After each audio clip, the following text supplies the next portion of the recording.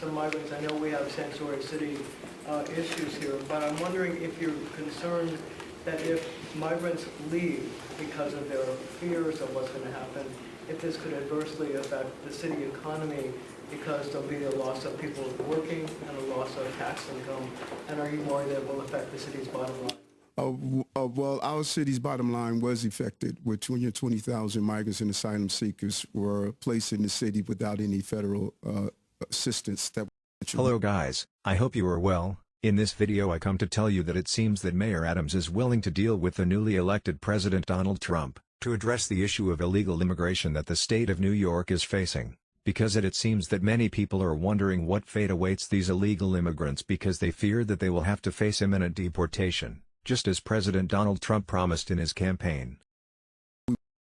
Were impacted.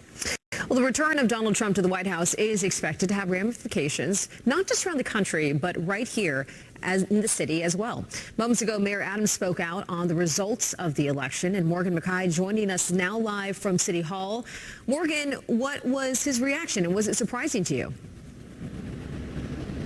Bianca, Mayor Eric Adams started first by congratulating President-elect Donald Trump and incoming Vice President J.D. Vance. He says he hasn't spoken to Trump yet, but does plan to call him soon. He says that he respects the process and Americans made their voices heard last night. But he also answered questions about what this incoming administration means for migrants and vaccines. So first on migrants, the city's Immigrant Affairs Commissioner Manuel Castro says that talking about mass deportations only cause panic. City officials say that they are focused on protecting immigrants' communities, but when it comes to migrants that are currently in our city shelters, Adams does not say whether he would like to see migrants move to other states in a decompression strategy like he was pushing for under the Biden administration, or if he'd be looking to the federal government to cut cities like New York a check to help care for some of these migrants. But again, city officials not commenting on any questions about deportations, telling people to not create panic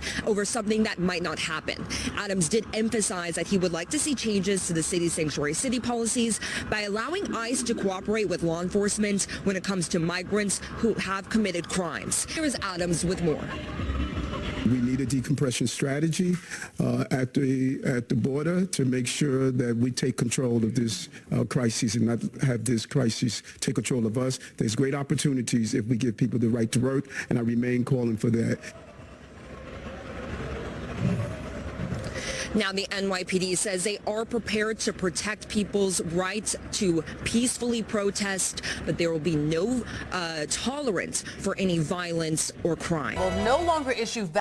I have no doubt that Mayor Adams, despite being a deep-down Democrat, wishes that all the new illegal immigrants who arrived in New York could be removed from his state, because he, more than anyone, knows what he is doing, costing his state many millions of dollars, and the mayor knows perfectly well that Trump is in a position as President of the United States to be able to help the state of New York solve the problem of mass immigration, because it is no coincidence that the mayor has cut all kinds of benefits to illegal immigrants. Vouchers to migrants to pay for food, ending a controversial program that had repeatedly come under attack by conservatives and others. This pilot program in New York City, drenched in both humanity and controversy, distributed debit cards to migrant families staying in city-funded hotels and allowing them to buy their own food. Eyewitness News reporter Josh Einiger following the breaking news for us. Josh? Well, Bill, it's a program that, as you say, generated plenty of controversy, but now its absence may raise even more questions. The so-called Immediate Response Cards pilot program was designed to help feed migrant families who'd found themselves in New York with no way to afford food. The one-year contract provided what the city described as culturally relevant food to 2,600 migrant families, allowing them to basically buy what they wanted. A family of four with two kids under 5 got about $350 per week to cover food in a program the city said would actually save taxpayers millions a year. It also reduced food waste. You may remember the food the city had been providing in migrant shelters was seen as not culturally sensitive to the needs of some migrant groups, and it ended up just going to waste. For more than a year, the city was groaning under the weight of more than 200,000 asylum seekers. Officials say the migrant population has actually reduced lately.